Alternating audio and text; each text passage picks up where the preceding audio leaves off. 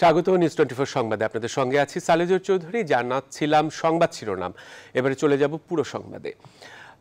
রাজধানীর মগবাজারে শহীদ সাংবাদিক সেলিনা পারভিন সড়কের 3 তলা একটি বাড়ির নিচতলায় বিস্ফোরণে বহু হতাহত হয়েছে।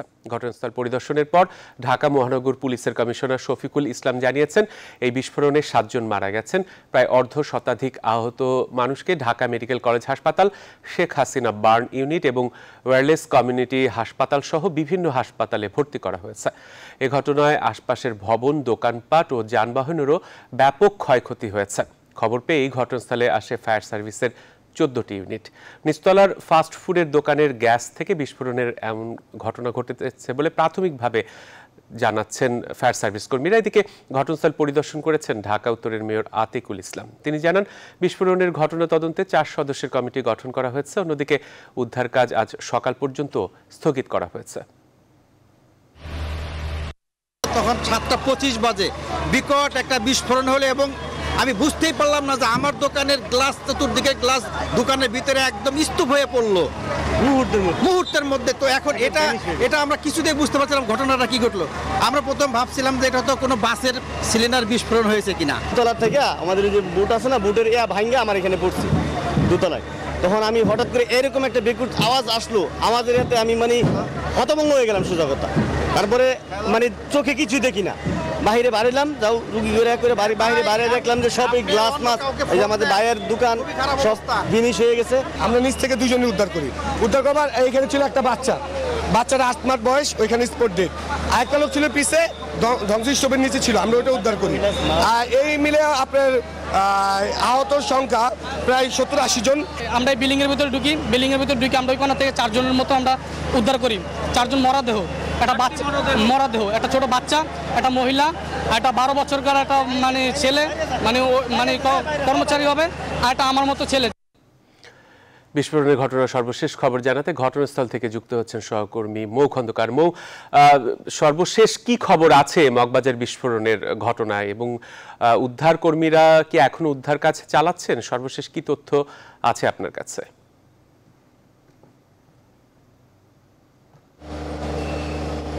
জহুর, আমরা মাত্র ফায়ার সার্ভিসের কর্মকর্তাদের সঙ্গে কথা বললাম। তারা বলল যে উদ্ধার কাজ এখনো পর্যন্ত চলছে, তাদের উদ্ধার কাজ অব্যাহত আছে। যে পর্যন্ত তাদের উদ্ধার কাজ শেষ না হবে তারা এই অভিযানটি তারা অব্যাহত রাখবেন। আর এটি কিন্তু আপনি জানেন যে আগামীকাল পর্যন্তও চলবে। এখানে ফায়ার সার্ভিস থেকে শুরু করে সিআইডি এবং বিভিন্ন গোয়েন্দা সংস্থার কর্মকর্তারা এখানে উপস্থিত আছেন এবং এখানে যারা প্রত্যক্ষদর্শী ছিলেন আমরা একটু তার সঙ্গে কথা বলবো। আসলে ঘটনাটা কিভাবে কি হয়েছিল তার কাছে একটু জানতে চাইবো। ভাই, আপনি তো ছিলেন, হ্যাঁ, একটু বলতেন যে এটা আসলে কিভাবে কি হয়েছে?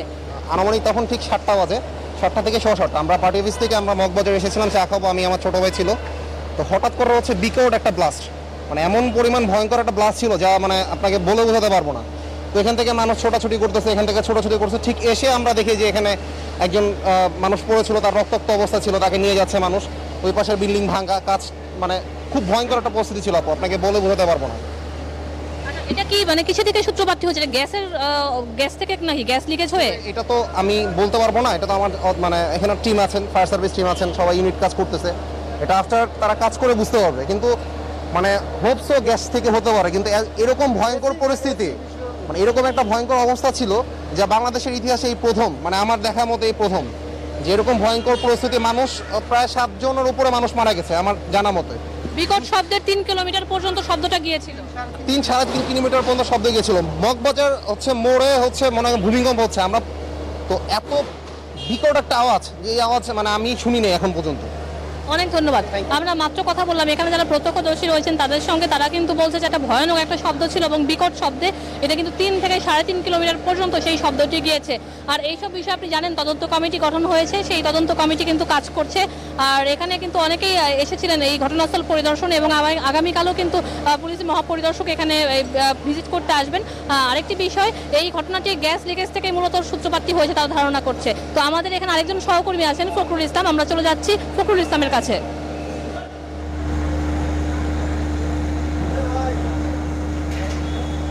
ধন্যবাদ মৌ। আমরা আসলে ঠিক সন্ধ্যার পরপরে যখন বিস্ফোরণের ঘটনা ঘটে তার পরপরে আমরা এখানে এসি এবং আমরা আসলে দেখে যে বিভৎস একটি চিত্র আমরা লক্ষ্য করি যে মগবাজারের ভয়াবহ বিস্ফোরণের ঘটনা এবং এটি একটি ধ্বংসস্তূপে পরিণত হয়েছে। আমার পেছনে আপনি লক্ষ্য করছেন এখন আসলে মধ্যরাত পর্যন্ত উদ্ধার অভিযান চলছে। যে দুটি বাস আসলে ক্ষতিগ্রস্ত হয়েছে, ধুমড়ে মুচড়ে গেছে, তার মধ্যে একটি বাস এখান থেকে সরিয়ে নেওয়া হয়েছে। উদ্ধার অভিযান একটু এখনো কিন্তু চলছে। ফায়ার সার্ভিসের সদস্যরা, আইনশৃঙ্খলা বাহিনীর সদস্য এবং বিভিন্ন সেবা সংস্থার উদ্ধারকারী কর্মীরা কিন্তু এখনো অবস্থান করছেন। আপনি লক্ষ্য করছেন এটি আসলে অনেক সময় সাপেক্ষ ব্যাপার যে ভবনটি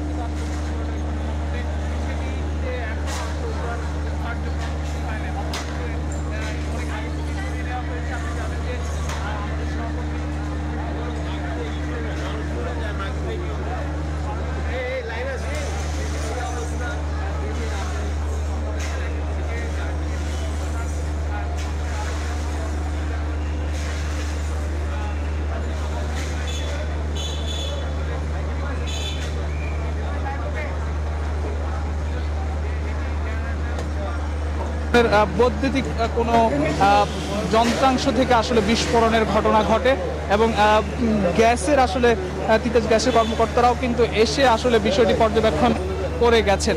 আমরা একটু পেছন দিকে একটু আমরা দেখাবো যে পেছন সাইডটি আসলে এই ভবনের কতটা ক্ষতিগ্রস্ত হয়েছে ক্যামেরার মাধ্যমে যদি আসি দেখাতে চাই। এরই মধ্যে যে বিষয়টি বলতে চাই যে প্রায় 50-এরও বেশি মানুষ হতাহত হয়েছে। একই সঙ্গে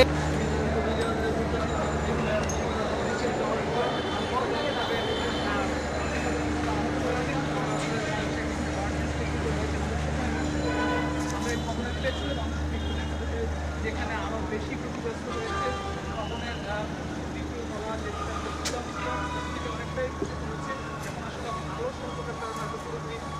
ভালো করে দর্শকদের হয়তো আমরা দেখাতে পারছি না, কিন্তু এর আগে আমরা দেখিয়েছি যেই ভবনের দ্বিতীয় তলায় একটি গুদাম ছিল যেটিতে ইলেকট্রনিক সামগ্রী, এসি, টেলিভিশন এবং ফ্রিজ এখানে আসলে রয়েছে গুদামজাত করা অবস্থায়। এখানে আসলে সবচেয়ে বেশি ভবনের অর্ধেকাংশ আসলে ধসে পড়েছে এবং দ্বিতীয় তলাটি আসলে পুরোপুরি ধসে পড়েছে এই ভবনের। একই সঙ্গে সামনের যে অংশটি সেখানে পরিস্থিতি তৈরি হয়েছিল এবং যে বিষয়টি বলতে চাই যে এখানকার যারা প্রত্যক্ষদর্শী যারা ছিল আসলে তারা যখন এই বিকট ঘটনাটি ঘটেছে তারা বলছিলেন যে এত বিকট শব্দ আসলে তারা কখনো দেখেননি বা শুনেননি, যার কারণে তাদেরকে তারা অনেকে আতঙ্কিত হয়ে পড়েছিলেন। আশপাশে প্রায় 8 থেকে 10টি ভবন ক্ষতিগ্রস্ত হয়েছে। সামনের যে ব্যস্ততম সড়ক ছিল মগবাজারের সেই সড়কের যানবাহন, এর মধ্যে 2টি যানবাহনের যাত্রীরা আহত হয়েছেন, রক্তাক্ত হয়েছেন, তাদেরকে হাসপাতালে ভর্তি করা হয়েছে। এখন পর্যন্ত বলা হয়েছে আইনশৃঙ্খলা পক্ষ থেকে যে 7 জন নিহত হয়েছেন, একজন শিশু সহ। এবং সামনের যে সড়কের বিপরীতে এই ভবন, যে ক্ষতিগ্রস্ত ভবনের বিপরীতে প্রায় 7 থেকে 8টি ভবন আসলে ক্ষতিগ্রস্ত হয়েছে। আমরা আসলে আমাদের যে অনেকে আহত হয়েছেন এই দুর্ঘটনায়, ভয়াবহ একটি দুর্ঘটনা যেটি ধ্বংসস্তূপে এখন পরিণত এই মগবাজারে। এটি আসলে উদ্ধার অভিযান চলছে। এখানকার যেসব যন্ত্রাংশ রয়েছে ভেঙে পড়েছে এবং ভবনটি এখন ঝুঁকিপূর্ণ অবস্থায় রয়েছে। এই কার্যক্রম চলছে, নিশ্চয়ই আরো সময় লাগবে। আমরা একটু আমাদের আরেক সহকর্মী রয়েছেন ঢাকা মেডিকেল কলেজ হাসপাতালে, সেখানকার সবশেষ পরিস্থিতি বিপ্লবের কাছ থেকে জানবো। বিপ্লব, আজকে ওদিকে গিয়েছিল মগবাজার ওদিকে উনি 71 টিভি। ফখরুল, আমি রয়েছি ঢাকা মেডিকেল কলেজ হাসপাতালে। এর আগেও জানিয়েছি আসলে এখানে কিন্তু ঢাকা মেডিকেল কলেজ হাসপাতালে এইমাত্র আমি বার্ন ইউনিট থেকে এসেছি। এই মুহূর্তে ঢাকা মেডিকেল কলেজ হাসপাতালে যতটুকু তথ্য জানছি যে এর মধ্যে আরও বেশ কিছু রোগী এখানে কিন্তু এসেছে। আমার সাথে একজন স্বজন রয়েছে, আসলে তার স্বজন উনি মারা গিয়েছেন।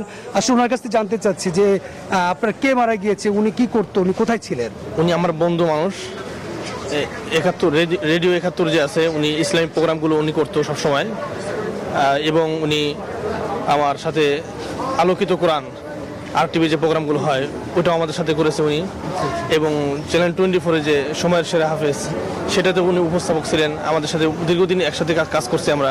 হঠাৎ শুনি ভাই আজকে ইন্তেকাল করেছেন। আচ্ছা, উনি ওখানে কোথায় ছিলেন ওইদিকে ভাইয়ের ওই যে রেডিও 71 এবং প্রোগ্রামগুলো ওইদিকেই করে ভাই, অফিসগুলো ছিল। আচ্ছা, বুঝতে পেরেছি। ফখরুল, আসলে ঢাকা মেডিকেল কলেজ হাসপাতালে রয়েছে আমি এই মুহূর্তে, এবং ঢাকা মেডিকেল কলেজ হাসপাতালে যদি আমি আপনাকে চিত্র বলি, এখানে কিন্তু আপনি জানেন যে ঢাকা মেডিকেল কলেজ হাসপাতাল একটি বাংলাদেশের সবচেয়ে বড় একটি সরকারি হাসপাতাল, জেনারেল হাসপাতাল। এখানে কিন্তু এমনিতেই কিন্তু রাত দিন সবসময় কিন্তু রোগীর একটা বড় চাপ থাকে, তার মধ্যে কিন্তু এত বড় একটা ঘটনা, যে ঘটনায় আসলে এখানে যে রোগী ভর্তি, সেই রোগী ভর্তির সাথে আসলে রোগীর যে স্বজনদের বেশ একটি ভালো চাপও কিন্তু রয়েছে। আপনি জানেন যে ঢাকা মেডিকেল কলেজ হাসপাতালে যারা আসলে আহত হয়ে ভর্তি হয়েছেন এবং অনেকে যারা চিকিৎসা নিয়ে কিন্তু চলে গিয়েছেন, এবং যারা ভর্তি রয়েছেন তাদের মধ্যে কিন্তু তাদের যা স্বজন এবং স্বজনদের সাথে স্বজনদের যে বন্ধু বান্ধব অনেকেই কিন্তু এসেছেন। এবং আমি যেটি বলছিলাম যে এই মেডিকেল হাসপাতালে আনাচে কাছে ছড়িয়ে ছিটিয়ে আছে কিন্তু অনেকের স্বজন। আসলে যেহেতু আপনি জানেন ঢাকা মেডিকেল হাসপাতালে এই মুহূর্তে যে ভিতরের যে অবস্থা বা যে তথ্য, সেই তথ্যটা আসলে আমি জানাতে পারছি না, এই জন্য যে আসলে ঢাকা মেডিকেল হাসপাতাল থেকে কিন্তু এখনো পর্যন্ত আমাদেরকে সবশেষ বিভিন্ন সূত্র থেকে যে তথ্যটি দিয়েছে যে 40 জনের মতো এখানে ভর্তি হয়েছিল, একজন মারা গিয়েছে এবং অনেক চিকিৎসা নিয়ে চলে গিয়েছে। তো আমি এখানে রয়েছি, এর পরবর্তীতে যদি কোনো তথ্য থাকে আমি জানানোর চেষ্টা করব। বিপ্লব, ফখরুল মৌ, আপনারা ঘটনাস্থলেই থাকুন, পরবর্তী খবরে আবারও আপনাদের কাছে আমরা আসবো। এবারে চলে যেতে চাই অন্যান্য প্রসঙ্গে। করোনা ভাইরাসের সংক্রমণ নিয়ন্ত্রণে এবার সারা দেশে একযোগে বিধিনিষেধ জারি করেছে সরকার। আগামীকাল সোমবার সকাল 6টা থেকে বৃহস্পতিবার সকাল 6টা পর্যন্ত সারা দেশে পণ্যবাহী যানবাহন ও রিক্সা ছাড়া সব ধরনের গণপরিবহন বন্ধ থাকবে।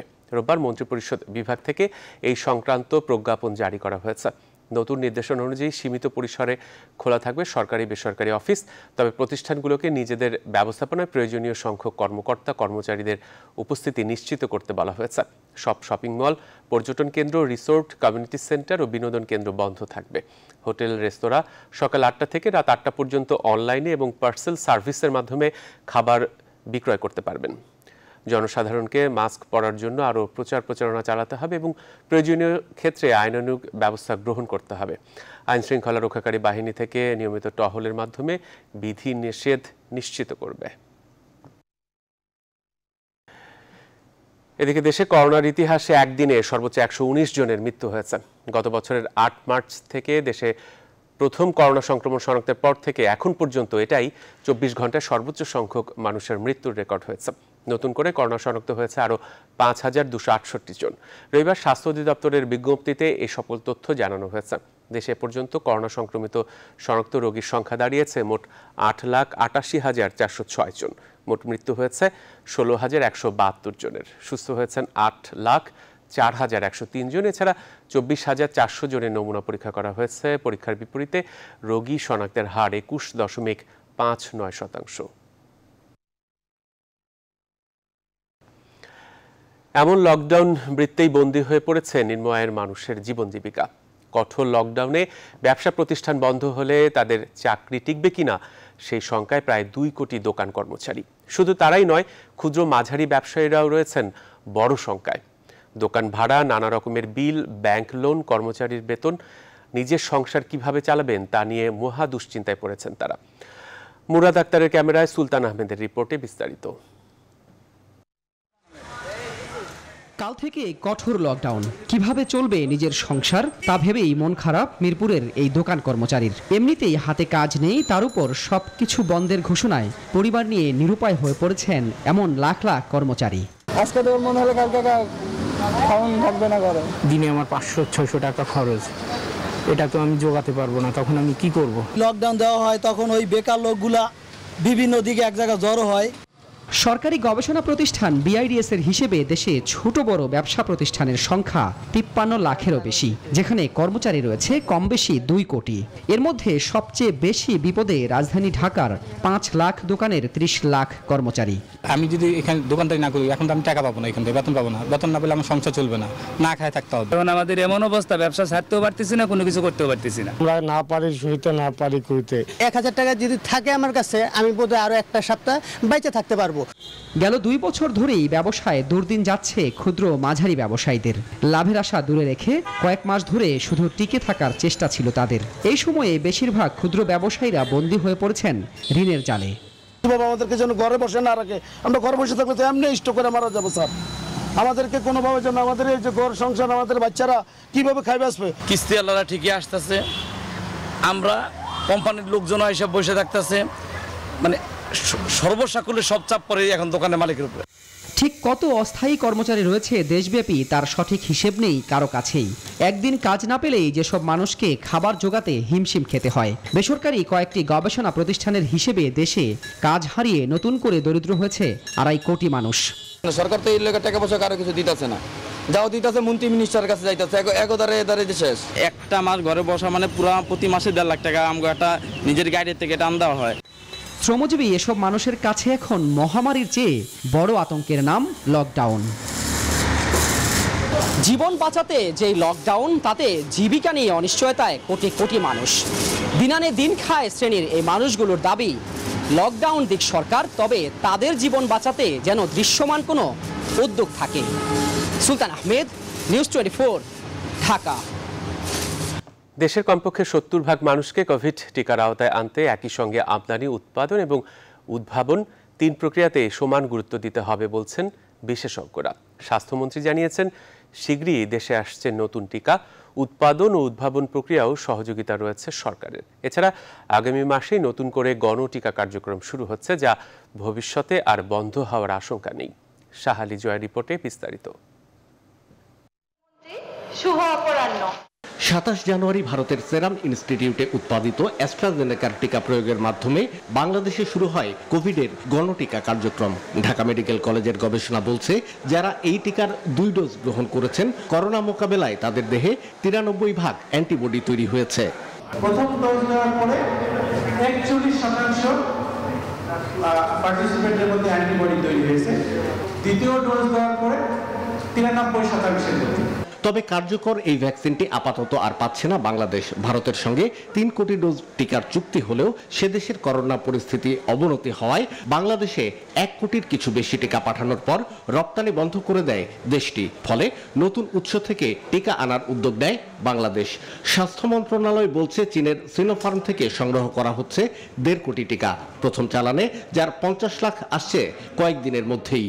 আমরা মডার্না টিকা 25 লক্ষ আমরা পাচ্ছি, সেটা অল্প দিনেই চলে আসবে এবং চায়না থেকেও টিকা আমরা খুব তাড়াতাড়ি পেয়ে যাব। কোভ্যাক্স ফ্যাসিলিটিও আমাদেরকে এখন থেকে টিকা দিতে থাকবে। তো আগে যেমন টিকা একদমই আমাদেরকে বন্ধ রাখতে হয়েছিল, ইনশাল্লাহ আগামীতে হয়তো আর বন্ধ রাখতে হবে না। তবে জনস্বাস্থ্য বিশেষজ্ঞদের মতে, শুধু টিকা আমদানির উপর নির্ভর করলে কমপক্ষে 10 কোটি মানুষকে টিকা দেওয়ার লক্ষ্য পূরণ করা সম্ভব নয়।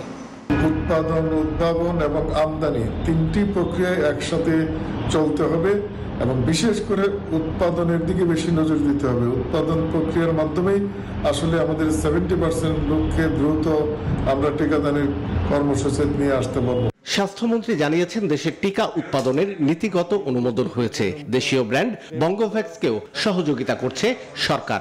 WHO যে নিয়ম নীতি আছে টিকা উৎপাদন করার, সেই নিয়ম নীতিগুলো পরিপালন করে আসতে পরেই তারা টিকা উৎপাদন করতে পারবে এবং আমাদের দেশবাসীকে দিতে পারবে। এখন পর্যন্ত বাংলাদেশে 42,83,842 জন অ্যাস্ট্রাজেনেকার 2 ডোজ টিকা নিয়েছেন। প্রথম ডোজ নিয়ে দ্বিতীয় ডোজের অপেক্ষায় আছেন প্রায় 15.5 লাখ। শাহ আলী জয়, নিউজ 24, ঢাকা। প্রধানমন্ত্রী শেখ হাসিনা বলেছেন, করোনা দুর্যোগের মধ্যেও দেশের মানুষের খাদ্য নিরাপত্তা নিশ্চিত করা হয়েছে। বঙ্গবন্ধু জাতীয় কৃষি পুরস্কার বিতরণ অনুষ্ঠানে কথা বলেন তিনি। প্রধানমন্ত্রী বলেন, একই সঙ্গে কৃষি উৎপাদন এবং গবেষণায় গুরুত্ব দেওয়ার কারণে বাংলাদেশ খাদ্যে স্বয়ংসম্পূর্ণতা অর্জন করতে পেরেছে। শালী জয়ের আরেকটা রিপোর্ট। রাষ্ট্র পরিচালনা হবে। কৃষি উৎপাদন, সম্প্রসারণ এবং গবেষণা সহ বিভিন্ন খাতে অবদান রাখায় 1424 বঙ্গাব্দে 32 ব্যক্তি ও প্রতিষ্ঠানকে দেয়া হলো বঙ্গবন্ধু জাতীয় কৃষি পুরস্কার। অনুষ্ঠানে ভার্চুয়াল প্ল্যাটফর্মে যুক্ত থাকা প্রধানমন্ত্রীর পক্ষে এ পুরস্কার তুলে দেন কৃষিমন্ত্রী ডক্টর আব্দুর রাজ্জাক। প্রধান অতিথির বক্তব্যে প্রধানমন্ত্রী শেখ হাসিনা বলেন, তার সরকার কৃষি খাতকে গুরুত্ব দেয়, আর এ কারণে আওয়ামী লীগ সরকার ক্ষমতায় থাকলে দেশে খাদ্যে স্বয়ংসম্পূর্ণতা থাকে। তিনি বলেন, বিদেশ থেকে ভিক্ষা আনতে বিএনপি কখনোই দেশকে খাদ্যে স্বনির্ভর হতে দেয়নি। কৃষকরা সারের জন্য আন্দোলন করেছিল, 18 জন কৃষককে গুলি করে হত্যা করেছিল, কৃষক সার পায়নি, পেয়েছিল গুলি।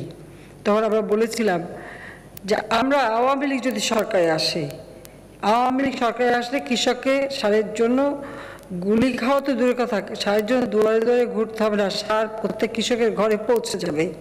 আমরা সেই মোতাবেকই ব্যবস্থা নিই। বৈশ্বিক মহামারী করোনা প্রসঙ্গে প্রধানমন্ত্রী বলেন, করোনায় কৃষকের জন্য ভর্তুকি দিয়েছে সরকার, উৎপাদন অব্যাহত রাখা হয়েছে। খাদ্য সংকটের আশঙ্কায় থাকা অন্যান্য দেশে কৃষিপণ্য রপ্তানির সুযোগ তৈরি হয়েছে বলেও জানান তিনি। আমরা 727টি স্থানে ওএমএস কার্যক্রম চালু করেছি, সেখানে চাল, আটা সহ বিভিন্ন জিনিস বিক্রি হয়। টিসিবির মাধ্যমে নিত্য প্রয়োজনীয় দ্রব্যাদি সরাসরি বিক্রি অব্যাহত রাখা আছে।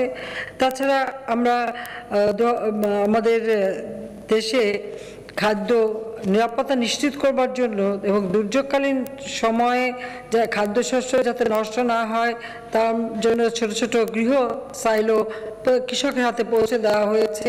নানাভাবে আমরা এভাবে ব্যবস্থা নিচ্ছি। অনুষ্ঠানে কৃষি বিষয়ক বঙ্গবন্ধুর 100টি বাণী এবং একটি স্মারকগ্রন্থের মোড়ক উন্মোচন করেন প্রধানমন্ত্রী শেখ হাসিনা। আজকের অনুষ্ঠানের বিশেষ শাহ আলী জয়, নিউজ 24, ঢাকা। দর্শক, আমরা আবারও যাচ্ছি মগবাজারের বিস্ফোরণের ঘটনাস্থলে। সেখানে রয়েছেন আমাদের সহকর্মীরা। শুরুতে আমাদের সঙ্গে যুক্ত হচ্ছেন মৌ খন্দকার। মৌ, মগবাজারের বিস্ফোরণ সম্পর্কে সর্বশেষ কি তথ্য আপনার জানা আছে?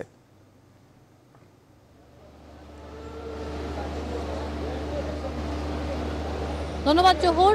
যতদূর আমরা একদম সর্বশেষ আপডেট জানতে পেরেছি যে ফায়ার সার্ভিসের পক্ষ থেকে জানানো হয়েছে আজকের মতো উদ্ধার অভিযান স্থগিত করা হয়েছে। আগামীকাল ভোর 6টা থেকে তারা উদ্ধার কাজ আবারও শুরু করবেন। আর এখানে আমরা দেখেছি র্যাব কর্মকর্তারা যারা রয়েছেন তারা এরই মধ্যে ওই বিল্ডিংয়ে ভেতরে প্রবেশ করেছেন এবং তারাও বেশ কিছু সবকিছু খতিয়ে দেখছেন। আপনি জানেন যে এই বিষয়ে কিন্তু ভিন্ন ভিন্ন তদন্ত কমিটি গঠন হয়েছে। সেই তদন্ত কমিটির মাধ্যমে অনেক কিছুই উঠে আসবে, এমনটি বলছেন আইন শৃঙ্খলা বাহিনী। আর আরেকটি বিষয়, কিছুক্ষণ আগে আমরা দেখতে পেয়েছি যে ঠিক আড়ংয়ের সামনেই একটি যেটাই সেটা কিন্তু বিস্ফোরিত হয়েছে এবং সেখান থেকে নিরাপদ দূরত্বে সবাইকে সরিয়ে দেওয়া হয়েছে।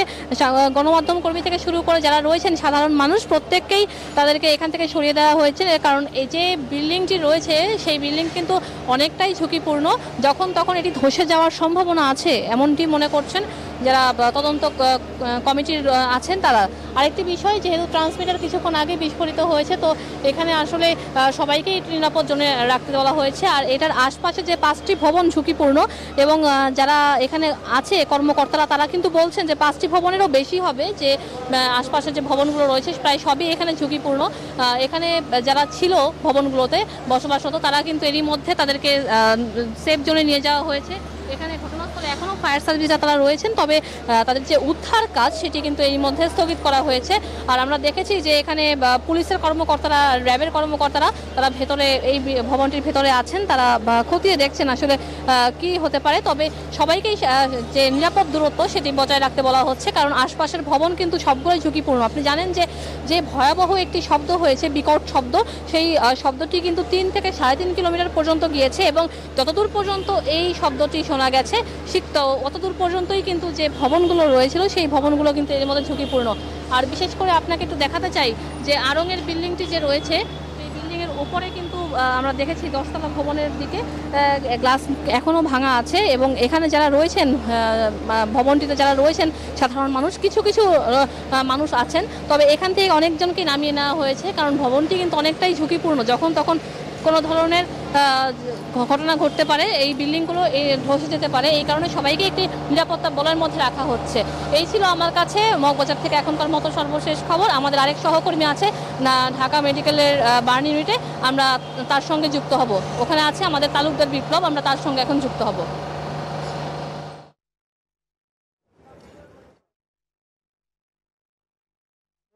আমি রয়েছি ঢাকা মেডিকেল কলেজ হাসপাতালে। আপনি বলেছেন যেটি আসলে ওখানের যেই সার্বিক অবস্থা, সেই অবস্থা নিয়ে যেমন ওই জায়গাতে বিভিন্ন সংস্থা অর্থাৎ প্রশাসন, আইনশৃঙ্খলা বাহিনীর সদস্যরা রয়েছেন বা ফায়ার সার্ভিস বা অন্যান্য যে জনপ্রতিনিধি রয়েছে তারা যেমন খোঁজখবর নিচ্ছে, ঠিক একইভাবে এখানেও কিন্তু আমরা কিছুক্ষণ আগে এখানে যে স্থানীয় বিভিন্ন নেতারা রয়েছেন তারাও কিন্তু এখানে কিন্তু অনেকে কিন্তু এসেছেন।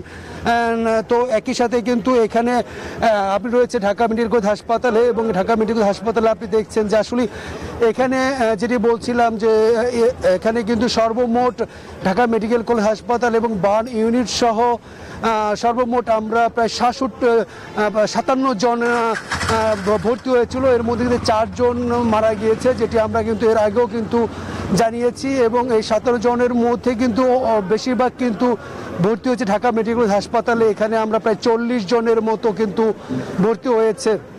এবং আপনি জানেন যেটি বলছিলাম যে এখানে জটলা দেখছেন, আসলে এখানে যেহেতু ঢাকা মেডিকেল হাসপাতাল, এখানে কিন্তু বিভিন্ন জায়গায় বিভিন্ন দুর্ঘটনার রোগী প্রতিনিয়তই কিন্তু এখানে নিয়ে আসা হয়। তো একই সাথেও কিন্তু এখানে কিন্তু যেই মগবাজারে যেই ভয়াবহ যে বিস্ফোরণের ঘটনা ঘটেছে, সেই ঘটনাও কিন্তু এখানে কিন্তু মোটামুটি বেশ অর্ধশত মানুষ আহত হয়ে কিন্তু এই ঢাকা মেডিকেল হাসপাতাল এবং বার্ন ইউনিটে কিন্তু ভর্তি হয়েছে। এবং বার্ন ইউনিটে কিন্তু 17 জন যে ভর্তি ছিল, যেটি আমি জানিয়েছিলাম যে সেখান থেকে 3 জন মারা গিয়েছে, এবং এর মধ্যে কিন্তু এর মধ্যে 5 জন, এখানে 5 জনের মতো তারা চিকিৎসা নিয়ে চলে গিয়েছে, এবং 5 জন ঢাকা মেডিকেল কলেজ হাসপাতালে রেফার করা হয়েছে, এবং 4 জন ওখানে কিন্তু এখনও চিকিৎসা নিচ্ছেন।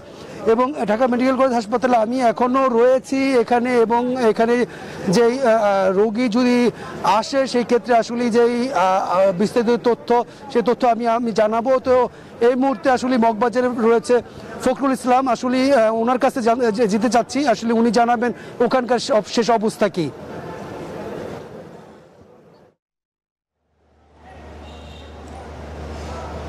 বিপ্লব, ধন্যবাদ আপনাকে। আমরা আসলে আপনার কাছ থেকে জানছিলাম যে ঢাকা মেডিকেল কলেজ হাসপাতালে সেখানে অর্ধশতাধিক মানুষ আহত অবস্থায় রয়েছেন। এর আগে আসলে সন্ধ্যার পর থেকেই মগবাজারে যে ভয়াবহ বিস্ফোরণের ঘটনা, সেটি আপনি জানেন। আমরা জানাতে চাই যে এটির যে চূড়ান্ত উদ্ধার প্রক্রিয়া এবং এখানকার যে ধ্বংসস্তূপ যেটি সরানোর প্রক্রিয়া সকাল 7টা পর্যন্ত স্থগিত করেছে, কারণ ফায়ার সার্ভিসের কর্মীরা তারা আসলে ভেতরে যে আহত ব্যক্তিদের উদ্ধারের পরপরই আরও প্রায় 3 থেকে 4 ঘন্টা তারা আসলে পর্যবেক্ষণ করেছেন। বিভিন্ন সংস্থার কর্মীরা, বিভিন্ন সংস্থার আইনশৃঙ্খলা বাহিনীর সদস্যরা তারা পর্যবেক্ষণ করেছেন, তদন্ত কমিটি হয়েছে। এখন আসলে যে পরিস্থিতি এখানে আছে, এখন পর্যন্ত রাস্তার মধ্যে যে বাসগুলো রয়েছে এবং যেই মূল সড়কটি মগবাজার, সেই সড়কে আসলে যে প্রতিবন্ধকতাগুলো রয়েছে, এই বিস্ফোরণের ফলে যেই মালামালগুলো এখানে ধ্বংসস্তূপে পরিণত হয়েছিল, সেটি সরানোর প্রক্রিয়া চলছে। আইনশৃঙ্খলা বাহিনীর সদস্যরা সেইভাবে চেষ্টা করে যাচ্ছেন। তারা 2টি বাস ক্ষতিগ্রস্ত হয়েছে, সেই 2টি বাসের একটি এরই মধ্যে সরিয়ে নেওয়া হয়েছে, এবং আরও একটি বাস রয়েছে সেটি আসলে সরিয়ে নেওয়ার প্রক্রিয়া চলছে। মূলত রাতের মধ্যেই সড়কটি আসলে মুক্ত করার চেষ্টা করা হচ্ছে, কারণ এই পুরো সড়কই আসলে একেবারে ধ্বংসস্তূপে পরিণত হয়েছে বিস্ফোরণের ফলে। আপনাকে আরও একটি বিষয় বলি যে এই ভবনের বিস্ফোরণের কারণে আসলে আশপাশের প্রায় আধা কিলোমিটার এলাকার বিভিন্ন ভবন আসলে ক্ষতিগ্রস্ত হয়েছে। বিভিন্ন ভবনের যত গ্লাসগুলো রয়েছে, প্রত্যেকটি গ্লাস ভেঙেছে।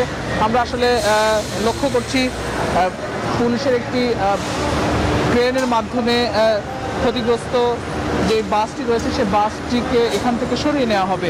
এরপর রাস্তাটি আসলে পরিষ্কার করে দেওয়া হবে হয়তো রাতের মধ্যে। আর ভবনটি এখন আসলে ঝুঁকিপূর্ণ রয়েছে, সেই ভবনটির উদ্ধার প্রক্রিয়া, সেই ভবনটিকে আসলে ব্যাপারে যে সিদ্ধান্ত, সেটি হয়তো সকাল 7টার পর থেকে উদ্ধার কর্মী যারা রয়েছেন, ফায়ার সার্ভিসের কর্মী এবং রেড ক্রসের কর্মী, তারা হয়তো এসে তারা সেই কাজগুলো তারা করবেন। এখন আসলে যে বিষয়টি বলতে চাই যে আপনারা এতক্ষণ ধরে শুনছিলেন যে 7 জন মৃত্যুবরণ করেছেন এই দুর্ঘটনায়, নিহত হয়েছেন, এবং অর্ধশতাধিক মানুষ আহত হয়েছেন। আমাদের সহকর্মী বিপ্লব ঢাকা মেডিকেলে রয়েছেন। আমরা সারাদিনে আসলে আপনার দর্শকদের দেখানোর চেষ্টা করেছি যে ভয়াবহ একটি বিস্ফোরণের ঘটনা আজকে সন্ধ্যা 7টার পরে আসলে ঘটেছিল মগবাজারে, যেটি এর আগে আসলে আমরা এই ধরনের বিভৎসতা আমরা দেখিনি। তদন্ত কমিটি যারা পর্যবেক্ষণ করতে এসেছিলেন, তারা আসলে ধারণা করছেন যে কোনো ধরনের ইলেকট্রনিক ডিভাইস কিংবা জেনারেটর বা এসির মাধ্যমে হয়তো এই বিস্ফোরণটি ঘটে থাকতে পারে। তো আমরা আসলে সেটি 3 দিনের মধ্যে ফলাফল, তাদের তদন্ত কমিটির ফলাফল নিশ্চয়ই পাবো। সকাল 7টার পর হয়তো চূড়ান্ত উদ্ধার অভিযান শুরু হবে। এই ছিল আমার কাছে আসলে এখন পর্যন্ত সবশেষ পরিস্থিতি মগবাজার বিস্ফোরণের ঘটনা। আমরা একটু ফিরে যাচ্ছি স্টুডিওতে। ফখরুল, আপনাকে অনেক ধন্যবাদ আমাদের সঙ্গে যুক্ত হওয়ার জন্য। দর্শক, মগবাজার বিস্ফোরণের সর্বশেষ খবর জানাচ্ছিলেন আমাদের সহকর্মীরা। এবারে চলে যাচ্ছে অন্যান্য প্রসঙ্গে। সময় মতো বাস্তবায়ন করতে না পারায় মোট ৮,০০০ মেগাওয়াট ক্ষমতার 10টি কয়লাভিত্তিক বিদ্যুৎ প্রকল্প বাতিল করেছে সরকার। বাতিল করার ক্ষেত্রে পরিবেশ সুরক্ষাকেও গুরুত্ব দেওয়া হয়েছে বলে জানান বিদ্যুৎ ও জ্বালানি প্রতিমন্ত্রী নসরুল হামিদ। বিস্তারিত জানাচ্ছেন আফরিন আনোয়ার। পটুয়াখালীতে ১৩২০ মেগাওয়াট বিদ্যুৎ কেন্দ্র তৈরির পরিকল্পনা ছিল সরকারি প্রতিষ্ঠান আশুগঞ্জ পাওয়ার কোম্পানির। গত কয়েক বছরে এর কোনো অগ্রগতি নেই। একই অবস্থা সরকারি ও বেসরকারি আরও 10টি বিদ্যুৎ প্রকল্পের। রোববার সচিবালয়ে এক সংবাদ সম্মেলনে এই তথ্য জানানো হয়। 2010-11 সালের বিদ্যুতের মাস্টার প্ল্যানে গৃহীত সব মিলিয়ে ৮,০০০ মেগাওয়াটের বেশি ক্ষমতার এসব প্রকল্পের কোনো অগ্রগতি না থাকার কারণে সরকার এই প্রকল্পগুলো বাতিলের সিদ্ধান্ত নিয়েছে। আমাদের যে সকল পাওয়ার প্ল্যান্টগুলো সময় মতো আসতে পারে নাই সেগুলোকে আমরা বাদ দেওয়ার সিদ্ধান্ত নেওয়া হয়েছে। দরকার ছিল কম খরচে বিদ্যুৎ উৎপন্ন করা, যে সময় আমরা লং টার্ম প্ল্যানটা করেছিলাম 2010 এবং 11 সালে, কিন্তু এখন দেখছি যে তারা সময় মতো আসতে পারেনি বলে আমাদের নতুন করে চিন্তা ভাবনা করতে হচ্ছে। তবে এসব প্রকল্পের কারণে দেশের বিদ্যুৎ সংকট হবে না উল্লেখ করে প্রতিমন্ত্রী জানান 2041 সাল পর্যন্ত চাহিদা পূরণে প্রয়োজনীয় উদ্যোগ নেওয়া হয়েছে। আমাদের এলএনজি পাওয়ার প্ল্যান্ট আসছে, অন্য 3-4টা কোল পাওয়ার প্ল্যান্ট ইতিমধ্যে চলে আসছে। তো আমরা এখন চিন্তা করছি না, যেহেতু আমরা দেখতে পাচ্ছি যে কোল পাওয়ার প্ল্যান্ট করতে গিয়ে অনেক দেরি হয়, অনেক সময় দীর্ঘ হয়, আর যেহেতু আমাদের তখন গ্যাস ছিল না, তখন আমাদের অপশন ছিল একমাত্র কোল নিয়ে আসা। এখন আমাদের গ্যাসের একটা সম্ভাবনা তৈরি হয়েছে। এখন আমরা যত দ্রুত নিয়ে আসা যায়, যত অপশন কম খরচে বেটার অপশনে যাওয়া যায়, সেই জন্যই আমরা চিন্তা করে এটা করেছি। প্রতিমন্ত্রী আরো বলেন 2041 সালে নবায়নযোগ্য শক্তি থেকে প্রায় 40% বিদ্যুৎ উৎপাদনের লক্ষ্য নিয়ে কাজ করছে। নেপাল থেকে 700 জল বিদ্যুৎ আমদানির চুক্তি আগামী মাসেই হবে বলেও উল্লেখ করেন তিনি। মিলে বিদ্যুৎ উৎপন্ন করব। আফরিন আনোয়ার, নিউজ 24, ঢাকা। লকডাউন সমর্থন করলেও লকডাউনের আগে সবার ঘরে খাবার পৌঁছে দেওয়ার দাবি জানান নাগরিক ঐক্যের আহ্বায়ক মাহমুদুর রহমান মান্না। বারবার লকডাউনের সময় পরিবর্তনের সমালোচনাও করেছেন তিনি। রোববার নাগরিক যুব ঐক্য আয়োজিত প্রতিবাদী অবস্থানে প্রধান অতিথির বক্তব্যে এসব কথা বলেন তিনি। মান্না বলেন, লকডাউনের নামে সরকার নাটক করছে। এখনও দেশের সকল জনগণ টিকা না পাওয়ায় সরকারের সমালোচনাও করেন মান্না।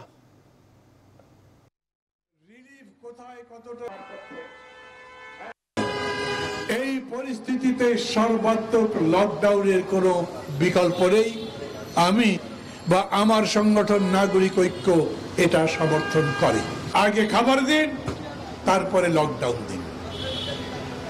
সরকার কি খাবার দিচ্ছেন? দেবার কথা বলেছেন। বাংলাদেশের নিরাপত্তা হেফাজতে নিষ্ঠুর আচরণ করা হয় হিউম্যান রাইটস ওয়াচ সহ কয়েকটি মানবাধিকার সংগঠনের এমন অভিযোগ অসত্য, ভিত্তিহীন এবং উদ্দেশ্যমূলক বলে মন্তব্য করেছেন আওয়ামী লীগের সাধারণ সম্পাদক ওবায়দুল কাদের। রোববার নিয়মিত অনলাইন ব্রিফিংয়ে তিনি বলেন, এসব অভিযোগ ষড়যন্ত্রমূলক। নিরাপত্তা হেফাজতে নিষ্ঠুর আচরণ করা হয় এবং এর বিরুদ্ধে ব্যবস্থা নিতে সরকার ব্যর্থ হয়েছে। এ ধরনের অভিযোগ অসত্য, ভিত্তিহীন এবং উদ্দেশ্যমূলক। লকডাউনের ঘোষণা এ যেন ঘরে ফেরার মিছিল। রাজধানী ছাড়ছেন লাখো মানুষ। সড়কে তীব্র যানজট, ফেরিতে মানুষের হুড়োহুড়ি, ট্রাক, পিকআপ, মাইক্রোবাস কিংবা মোটরসাইকেল বাহন যাই হোক, বাড়তি ভাড়া গুনে শতভোগান্তি সহ্য করেও যেন ফিরতেই হবে বাড়িতে। চেকপোস্ট বসিয়ে তৎপর পুলিশ, কিন্তু কাজ হচ্ছে সামান্যই। মুখে মাস্ক নেই, নেই শারীরিক দূরত্ব। সজল দাস জানাচ্ছেন বিস্তারিত। এ লড়াই জিততে হবে, এ লড়াই বাড়ি ফেরার লড়াই। হুড়োহুড়ি করে কে কার আগে উঠবেন ফেরিতে, এই যেন সবার লক্ষ্য। রোববার শিমুলিয়া ঘাটের বেশ কয়েকটি ফেরি পদ্মা পাড়ি দিয়েছে শুধু মানুষ নিয়েই। কেউ বলছেন জরুরি কাজ, কেউ বলছেন অফিস বন্ধ, আবার অনেকে তো শত দুর্ভোগ সহ্য করে এখনই ছুটছেন ঈদ উদযাপনে। ইউনিভার্সিটি বন্ধ, কলেজ বন্ধ, আপনার পড়াশোনা নাই, প্লাস হচ্ছে চাকরি বাকরি যা করতাম অফিস আদালত বন্ধ। এখানে থাকি আমি কি করবো? আমার মাস গেলে খরচ আছে, ইনকাম নেই। গতকালকের বন্ধ করে দিয়েছে, এখন ঢাকায় বসে করবো কি খাবো? লকডাউন দিয়েছে কতদিনের জন্য তা বলে না, এখন না গেলে পরে যাইতে পারবো না। আমি তো জানি যে আগামী দিন লকডাউনের কথা ছিল, আমি এই টার্গেট নিয়ে বেরিয়েছি। মহাসড়কে পুলিশের চেকপোস্ট যানজট ভোগান্তি বাড়ালেও ঠেকানো যায়নি মানুষকে। দূরপাল্লার পরিবহন না পেয়ে কয়েক গুণ বাড়তি ভাড়া গুনে কয়েক দফা যানবাহন বদলে ট্রাক, মাইক্রোবাসেই রওনা দিয়েছেন গন্তব্যে। অসুস্থ ছিল তো, বাচ্চাকে নিয়ে আসছি এর আগেই, লকডাউনের আগেই। যাওয়াতে লাগবে 2.5 ঘন্টা 3 ঘন্টা বসে রয়েছি, কি রোদ পড়তেছে, দেখেন কষ্টের কোনো সীমা নাই। মানুষের ভিড় আর তীব্র যানজট সামলাতে হিমশিম আইন শৃঙ্খলা বাহিনী। করোনা সংক্রমণ রুখতে নেওয়া হয়েছে লকডাউনের সিদ্ধান্ত, কিন্তু মহাসড়কে ফেরিঘাটে স্বাস্থ্যবিধি উপেক্ষা করে মানুষের ঘরে ফেরার আপ্রাণ চেষ্টা সংক্রমণ আরও বাড়াবে বলেই মত জনস্বাস্থ্য বিশেষজ্ঞদের। সজল দাস, নিউজ 24, ঢাকা। সব ব্যবস্থা আছে বলে স্বাস্থ্য মন্ত্রণালয় মিথ্যাচার করছে বলে অভিযোগ করেছে বিএনপি। রোববার বিএনপির গুলশান কার্যালয়ে এক সংবাদ সম্মেলনে বিএনপি মহাসচিব মির্জা ফখরুল ইসলাম আলমগীর এমন অভিযোগ করেন। তিনি বলেন, কোভিড মোকাবেলায় সরকার ঘোষিত শাটডাউন এখন তামাশায় পরিণত হয়েছে। গত শনিবার অনুষ্ঠিত দলের স্থায়ী কমিটির বৈঠকে আলোচিত বিষয়গুলো জানাতে এই সংবাদ সম্মেলনের আয়োজন করা হয়। খালেদা জিয়ার বিদেশে উন্নত চিকিৎসার বিষয়ে তিনি জানান, চেয়ারপারসনকে বিদেশে পাঠানোর বিষয়ে দলীয় উদ্যোগ চলছে। খালেদা জিয়া এখন কিছুটা ভালো আছেন জানিয়ে বিএনপি মহাসচিব আরও বলেন, প্রত্যেকদিনই তার চেক আপ করা হয়। এজন্য ডাক্তার AFM সিদ্দিকী ও AZM জাহিদ হোসেনের একটি টিম কাজ করছে। একটা লকডাউন তো চলছে এখন, ইট ইজ স্টিল অন, তাই না? তো গাড়ি ঘোড়া আপনি আবার বাইরে জেলাগুলোর সঙ্গে যোগাযোগগুলো বন্ধ করে দিয়েছেন, যার ফলে কি হচ্ছে, মানুষ হেঁটে রওনা দিয়েছে, ঢাকার দিকে ফিরে আসতেছে। একদল লোক যাচ্ছে, ছুটি 7 দিন মনে করছে যাচ্ছে, আরেকদল লোক ঢাকায় ফিরছে। লকডাউন নয়, দরকার স্বাস্থ্যবিধি মানায় কড়াকড়ি আরোপ। হাত ধোয়া, মাস্ক পরা, শারীরিক দূরত্বই করোনা থেকে সুরক্ষা দেবে বলে মনে করছেন বিশেষজ্ঞরা। তবে স্বাস্থ্যমন্ত্রী বলছেন, সংক্রমণ নিয়ন্ত্রণে না রাখতে পারলে আক্রান্তদের চিকিৎসা দেয়া কঠিন হয়ে যাবে। আরিফিন শাকিল জানাচ্ছেন বিস্তারিত। লকডাউন বা বিধিনিষেধ, করোনা সংক্রমণ কমাতে ঘটা করে কিছুদিন পর পর সরকারের তরফ থেকে এমন সিদ্ধান্ত জানানো হয়, কিন্তু বাস্তবতা ঘটছে তার উল্টো। লকডাউনের খবর আসার পরপরই ঢাকা ছাড়ার হিড়িক পরে দেশের সব সড়ক নৌপথে। উদাহ হয় স্বাস্থ্যবিধি, গাদাগাদি করে অতিরিক্ত ভাড়া দিয়ে বাড়ি যান লাখো মানুষ। জনস্বাস্থ্য বিশেষজ্ঞরা বলছেন, জীবন জীবিকার বিকল্প ব্যবস্থা না থাকায় খেটে খাওয়া মানুষের পক্ষে লকডাউনের বিধিবিধান মেনে চলা খুব কঠিন। এতে সংক্রমণ না কমলেও ক্ষতিগ্রস্ত হয় কম আয়ের মানুষ। ফলে লকডাউন নয়, বরং দরকার স্বাস্থ্যবিধি মানায় কড়াকড়ি। সংক্রমণ কিছুটা কমে এলে লকডাউন শিথিল করে ধীরে ধীরে স্বাস্থ্যবিধি পালন, মাস্ক পরা ইত্যাদির মধ্য দিয়ে করোনা প্রতিরোধী লড়াইকে সামনে নিয়ে যেতে হবে। আমরা জানি করোনা প্রতিরোধের দুটো দেয়াল। প্রথম দেয়াল হচ্ছে মাস্ক পরা, স্বাস্থ্যবিধি মানা, এবং চূড়ান্ত দেয়াল হচ্ছে টিকা। এক জায়গায় জমায়েত না হওয়া, এইসব বিষয়ে কঠোরভাবে পালন করার জন্য আইন শৃঙ্খলা রক্ষাকারী বাহিনী, বিভিন্ন ইনস্টিটিউশন, বিভিন্ন সংস্থা এবং সর্বস্তরের জনগণকে সতর্ক থাকতে হবে। তবে সচিবালয়ে এক সংবাদ সম্মেলনে স্বাস্থ্যমন্ত্রী জাহিদ মালিক বলেন, বৃহস্পতিবার থেকে শুরু হওয়া কঠোর লকডাউন মেনে না চললে হাসপাতালে রোগীর সংখ্যা বাড়বে। অক্সিজেন কনসেন্ট্রেটর আছে, ওষুধের তো কোনো ঘাটতি নাই। সেই দিকে এখন পর্যন্ত আমরা মনে করি যে একটা সহনীয় পর্যায়ে আছি, এবং লকডাউনটা আপনারা মেনে চলবেন। যদি আমরা না মানি তাহলে পরে মৃত্যুর সংখ্যা বাড়বে, আক্রান্ত সংখ্যা বাড়বে এবং হাসপাতালে চিকিৎসা দিতেও মুশকিল হবে। করোনা রোগীদের আইসোলেশন নিশ্চিত না করে শুধু কাগজে কলমে লকডাউন ঘোষণা করলে আদতে কোনো প্রতিকার মিলবে না বলে আবারও সতর্ক করেন বিশ্লেষকরা। আরিফিন শাকিল, নিউজ 24, ঢাকা। চলমান বিধিনিষেধের মধ্যে বিভিন্ন মামলায় আসামিদের জামিনের মেয়াদ ও আদালতের অন্তর্বর্তীকালীন আদেশের কার্যকারিতা আরও 1 মাস বাড়িয়েছে সুপ্রিম কোর্ট প্রশাসন। রোববার সুপ্রিম কোর্টের রেজিস্ট্রার জেনারেল মোহাম্মদ আলী আকবর স্বাক্ষরিত এক বিজ্ঞপ্তিতে এই তথ্য জানানো হয়েছে। বিজ্ঞপ্তিতে বলা হয়েছে, যেসব মামলায় আসামিকে নির্দিষ্ট সময় পর্যন্ত জামিন দেওয়া হয়েছে বা যেসব মামলায় উচ্চ আদালত থেকে অধস্তন আদালতে নির্দিষ্ট সময়ের মধ্যে আত্মসমর্পণের শর্তে জামিন দেওয়া হয়েছে এবং যেসব মামলায় নির্দিষ্ট সময়ের জন্য অন্তর্বর্তীকালীন আদেশ দেওয়া হয়েছে, সেসব মামলায় জামিন এবং সব ধরনের অন্তর্বর্তীকালীন আদেশগুলোর কার্যকারিতা আগামী 1 মাস পর্যন্ত বাড়ানো হবে।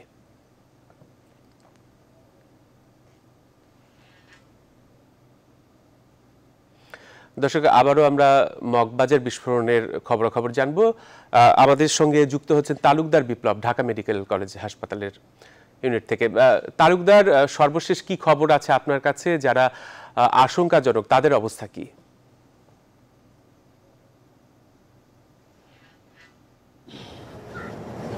জি, জহুর, আমি ঢাকা মেডিকেল কলেজ হাসপাতালের থেকে সবশেষ যে তথ্যটা পেয়েছি এই তালিকাটা কিন্তু আমার কাছে এসেছে। সেই তালিকা অনুযায়ী এখানে 40 জনের কথা আমরা বলছিলাম যে এখানে 40 জনের মতো ভর্তি হয়েছে। এর মধ্যে কিন্তু ঢাকা মেডিকেল কলেজ হাসপাতাল বলছে যে 2 জন মৃত্যুবরণ করেছে। তাদের দেয়া তথ্য এখানে যেই ভর্তি যে কাউন্টার রয়েছে সেই কাউন্টার থেকে আমি তথ্য পেয়েছি।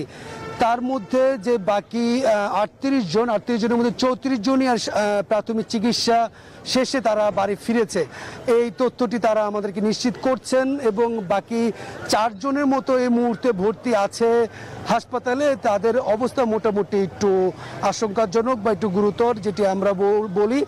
আর এর আগে যেটি বলেছিলাম যে বার্ন ইউনিটের কথা, যেটি শেখ হাসিনা বার্ন ইউনিটে 17 জন ভর্তি হয়েছিল এবং 17 জনের ভর্তির মধ্যে 3 জন মারা গিয়েছে।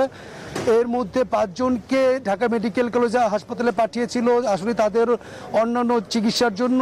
তারা এখান থেকে চিকিৎসা অনেকে চলে গিয়েছে এবং 5 জন চিকিৎসা নিয়ে বাড়ি ফিরেছে এবং 4 জন এই মুহূর্তে বার্ন ইউনিটে ভর্তি রয়েছে। 2 জনের অবস্থা আশঙ্কাজনক এবং 2 জনের অবস্থা এসডিউতে রয়েছে শেখ হাসিনা বার্ন ইউনিটে।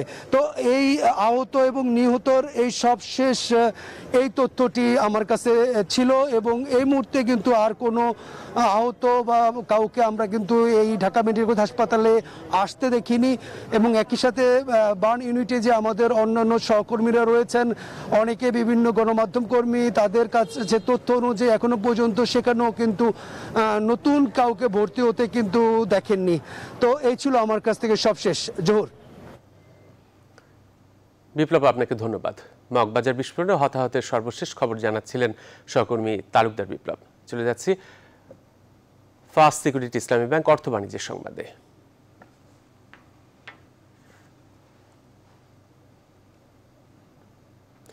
ঈদের আগে সর্বাত্মক লকডাউনে মরার উপর খাড়ার ঘা হিসেবে দেখছেন ব্যবসায়ী নেতারা। তারা বলছেন, কঠোর লকডাউন হলে শিল্প কারখানার কর্মকর্তা কর্মচারীদের ঈদের বেতন বোনাস ঝুঁকির মুখে পড়তে পারে, তাতে বাড়তে পারে অস্থিরতা। আর তাই লকডাউন হলেও উৎপাদনমুখী সব শিল্প প্রতিষ্ঠান খোলা রাখার দাবি ব্যবসায়ী নেতাদের। প্লাবন রহমান জানাচ্ছেন বিস্তারিত। করোনা সংক্রমণের লাগাম টানতে আবারও কঠোর লকডাউনের পথে সরকার। প্রজ্ঞাপন অনুযায়ী সোমবার থেকে শুরু হচ্ছে 4 দিনের কঠোর লকডাউন, যেখানে খোলা থাকবে সরকারি বেসরকারি অফিস, বন্ধ থাকবে দোকানপাট, শপিং মল, গণপরিবহন। সরকারের এমন সিদ্ধান্ত ভাবাচ্ছে ব্যবসায়ী নেতাদের। এমনিতেই করোনাকালে খুঁড়িয়ে খুঁড়িয়ে চলছে উৎপাদনমুখী সব শিল্প কারখানা, ছাঁটাই হয়েছে অসংখ্য কর্মী, কমেছে রপ্তানি আয়, তার উপর সামনে ঈদ। তাই কঠোর লকডাউনে ঈদের বেতন বোনাস চ্যালেঞ্জে পড়তে পারে বলে আশঙ্কা ব্যবসায়ী নেতাদের। আমরা সকল রকমের স্বাস্থ্য বিধি মেনে আমরা ইন্ডাস্ট্রি চালু রেখেছি। সরকার অনুধাবন করেছেন আমরা যদি এভাবে ফ্যাক্টরি বন্ধ রাখি আমরা বহির্বিশ্বে বাজার হারাবো।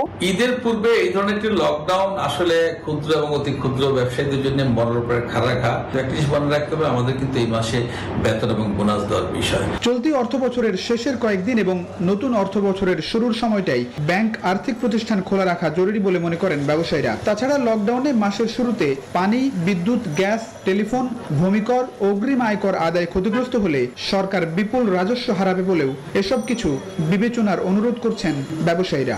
বড় অংশ কিন্তু শ্রমিক শ্রেণী বলেন বা কর্মজীবী মানুষ বলেন, কর্মজীবী মানুষ তাদের কিন্তু একটা ইনকামের রাস্তা কিন্তু বন্ধ হয়ে যাবে এই লকডাউন হলে পরে। আগামী সপ্তাহটা, প্রথম সপ্তাহটা কিন্তু বেতন দেওয়ার সপ্তাহ এবং তারপরের সপ্তাহে বোনাস দেওয়ার বিষয়টা আসবে। তো আমি মনে করি যে সরকার এই ব্যাপারে বা সরকারের যারা সংশ্লিষ্ট মহল তারা এই বিষয়টা অবশ্যই সচেতন আছেন। ইতিমধ্যেই আমাদের প্রমাণিত হয়েছে যে আমাদের শ্রমিকরা যতক্ষণ পর্যন্ত আমাদের ফ্যাক্টরিগুলিতে থাকে ততক্ষণ একটা সুশৃঙ্খল স্বাস্থ্যগত সম্মত পরিবেশে কিন্তু তারা থাকে। তাদের মতে সরকারের সিদ্ধান্ত অনুযায়ী স্বাস্থ্যবিধি মেনে চলে আসছে গার্মেন্টস সহ শিল্প কারখানা। এভাবেই ঈদের আগে কঠোর লকডাউনেও সব উৎপাদনমুখী শিল্প কলকারখানা খোলা রাখতে চান ব্যবসায়ীরা। তাতে করোনা সংকটেও দেশের অর্থনীতি চাঙ্গা থাকবে বলে মনে করেন ব্যবসায়ী নেতারা। প্লাবন রহমান, নিউজ 24, ঢাকা।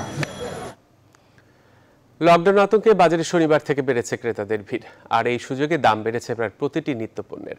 চালের দাম বস্তা প্রতি বেড়েছে 50 টাকা, পাশাপাশি প্রায় সব সবজির দাম বেড়েছে 2 থেকে 10 টাকা। পিছিয়ে নেই পেঁয়াজ, আদা, রসুন সহ সব ধরনের মশলার দামও। নিত্যপণ্যের হঠাৎ দাম বাড়ায় ভোগান্তিতে সাধারণ মানুষ। নাইমাল জিকোর প্রতিবেদনে বিস্তারিত। মহামারী করোনার প্রকোপ কমাতে সারা দেশে লকডাউন ঘোষণা করেছে সরকার। এই লকডাউন কবে শেষ হবে সেই আতঙ্কে নিত্যপণ্য কিনতে রাজধানীর বাজারগুলোতে বেড়েছে ক্রেতাদের ভিড়। প্রয়োজনের অতিরিক্ত পণ্য কিনে মজুত করতে দেখা যায় অনেককে। হঠাৎ ক্রেতাদের বাড়তি চাপ ও নিত্যপণ্যের চাহিদা বাড়ায় বেড়েছে এসব পণ্যের দাম। চালের দাম বেড়েছে বস্তা প্রতি 50 টাকা। বাদ যায়নি সবজিও। পেঁয়াজ, আদা, রসুন সহ প্রতিটি মশলার দামও বৃদ্ধি পেয়েছে। 5 থেকে 10 টাকা আছে, মালের দাম অতটা বেশি বাড়ে না। যে কোনো একটা কিছু ঘোষণা হইলে সবাই মজুত করার লেগে ব্যস্ত হয়ে যায়। ক্রেতাদের অভিযোগ, বাজারে নিত্যপণ্যের চাহিদা হঠাৎ বেড়ে যাওয়ায় এই সুযোগটি কাজে লাগিয়েছেন ব্যবসায়ীরা। আগে কিনছি 30 টাকা, 25 টাকা, আর ওখানে ওই যে 40 টাকা, 50 টাকা বেচে। সাধারণ মানুষ আসলে আমরা যে এই তো লকডাউন আসে কি করি খামু। তবে আমদানিকারকরা বলছেন আন্তর্জাতিক বাজারে পেঁয়াজ, ডাল, মশলা সহ বিভিন্ন পণ্যের দাম বেড়েছে, আর তাই বাড়তি দামে নিত্য প্রয়োজনীয় পণ্য বাজারে বিক্রির দোহাই দিচ্ছেন তারা। আন্তর্জাতিক বাজার বেশির কারণে তো বাজার কমতেছে, বাড়তেছে, কমলে কমে, বাড়লে বাড়ে। এটা তো আর আমাদের দেশের ভিতরে কোনো তৈরি না, এগুলো তো বিদেশের লোকে বুকিংয়ের লোক কথা। নিত্যপণ্যের অস্বাভাবিক দাম বৃদ্ধির কারণে সরকারের নজরদারির অভাবকে দুষছেন কনজিউমার অ্যাসোসিয়েশন। ঠিকমতো তদারকি করা দরকার। যদি এটা না হয় তাহলে কিন্তু প্রান্তিক জনগোষ্ঠী এবং সাধারণ মানুষের জন্য নিত্য প্রয়োজনীয় ভোগ্যপণ্যের ঊর্ধ্বগতি এবং কৃত্রিম সংকট এটা মরার উপর খাড়ার গা হিসেবে দেখা দেবে। নাইম আলচিকো, নিউজ 24, ঢাকা। আন্তর্জাতিক প্রসঙ্গ। যুক্তরাজ্যের নতুন স্বাস্থ্যমন্ত্রী হিসেবে নিয়োগ পেয়েছেন দেশটির সাবেক অর্থমন্ত্রী সাজিদ জাভিদ। কোভিড বিধি ভঙ্গ করায় শনিবার কঠোর সমালোচনার মুখে স্বাস্থ্যমন্ত্রী পদ থেকে ম্যাট হ্যানককের পদত্যাগের পর তার স্থলে জাভিদের নাম ঘোষণা করেছে ব্রিটিশ প্রধানমন্ত্রী দফতর। 51 বছর বয়সী জাভিদ করোনা ভাইরাসের সংকটকালে স্বাস্থ্য মন্ত্রণালয়ের দায়িত্ব পেলেন। যত দ্রুত সম্ভব দেশের স্বাভাবিক অবস্থা ফিরিয়ে আনতে চান বলে জানিয়েছেন তিনি। বিবিসি জানায়, প্রধানমন্ত্রী বরিস জনসনের মন্ত্রিসভার সবচেয়ে অভিজ্ঞ মন্ত্রী সাজিদ জাভিদ এর আগে স্বরাষ্ট্র, অর্থ মন্ত্রণালয় সহ 5টি মন্ত্রণালয়ে গুরুত্বপূর্ণ পদের দায়িত্ব পালন করেছেন তিনি। জানাবো খেলার খবর। পেশাদার লীগ ফুটবলে ড্র হয়েছে 2 চিরপ্রতিদ্বন্দ্বী আবাহনী আর মোহামেডানের ম্যাচ। ঢাকা ডার্বি শেষ পর্যন্ত শেষ হয়েছে 1-1 সমতায়। ড্র হওয়ায় 16 ম্যাচে 33 পয়েন্ট নিয়ে টেবিলের 2 নম্বরে আবাহনী। অন্যদিকে সমান ম্যাচে 29 পয়েন্ট নিয়ে টেবিলের 4-এ মোহামেডান। বিস্তারিত রিপোর্টে। 2 চিরপ্রতিদ্বন্দ্বীর লড়াই। আবাহনীর বিপক্ষে মোহামেডানের শুরু থেকেই আক্রমণাত্মক ফুটবল। ম্যাচের 19 মিনিটে সুলাইমান দিয়াবাতির ক্রস থেকে ইয়াসুরের শট পোস্টে লেগে ফিরে। বড় সুযোগ হাতছাড়া হবার পরও সাদা কালোদের আরও কয়েকটি সমন্বিত আক্রমণ শেষ পর্যন্ত ধোপে টেকেনি। 31 মিনিটে ইয়াসওয়ান আউচিং এর গোল 1-0 ব্যবধানে এগিয়ে যায় মোহামেডান। অন্যদিকে গোল শোধে মরিয়া আবাহনী বাড়ায় আক্রমণের ধার। 41 মিনিটে গোল শোধ করে আকাশী জার্সিধারীরা। বেলফোর্টের হেডে 1-1 সমতায় ফিরে বিরতিতে যায় লামোসের দল। বিরতি থেকে ফিরে 2 দলই বাড়ায় আক্রমণের ধার, কিন্তু বেশ কিছু সহজ সুযোগ হাতছাড়া করার খেসারত দেয় তারা। শেষে 1-1 সমতা নিয়ে মাঠ ছাড়ে 2 দল। Sports desk, news 24। কোপা আমেরিকায় বি গ্রুপে নিজেদের চতুর্থ ম্যাচে রাতে মাঠে নামবে এরই মধ্যে নকআউট পর্ব নিশ্চিত করা ব্রাজিল। পেদ্রো লুদোভিকে স্টেডিয়ামে তাদের প্রতিপক্ষ 3 ম্যাচে 2 পয়েন্ট নিয়ে বি গ্রুপের চতুর্থ স্থানে থাকা ইকুয়েডর। ম্যাচটি শুরু হবে বাংলাদেশ সময় রাত 3টায়। এই ছিল এখনকার সংবাদে। সাথে থাকে সবাইকে ধন্যবাদ।